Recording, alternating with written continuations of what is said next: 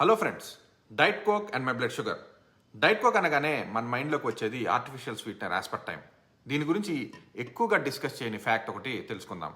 First మనం ఈ diet కోక్ని తాగి నా బ్లడ్ షుగర్ మీద ఎంత ఇంపాక్ట్ చూపిస్తుందో మన కంటిన్యూస్ గ్లూకోజ్ మానిటర్ యూస్ చేసి తెలుసుకుందాం.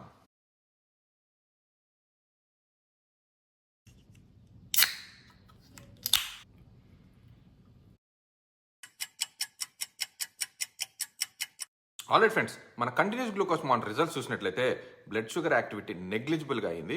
ఎందుకంటే దీనిలో low calorie artificial sweeteners as per time use చేస్తారు. పాపులర్ స్టడీస్ చెప్తుంది ఏంటంటే ఈ artificial sweetener group 2B carcinogenic agents అని, అంటే క్యాన్సర్ కాజింగ్కి సరైన ఎవిడెన్స్ లేదని. గ్రూప్ 2A లిస్ట్లో అంటే ఎవిడెన్స్ ఉన్న ఫుడ్ ఎగ్జాంపుల్స్ ఏంటంటే రెడ్ మీట్ అంటే బీఫ్, ల్యామ్, పోర్క్ లాంటివి. క్యాలరీస్ అండ్ బ్లడ్ షుగర్స్ పైకి కన్సర్న్ అనే వారికి మాత్రం diet Coke and sugar free డ్రింక్సే బెటర్ ఆప్షన్.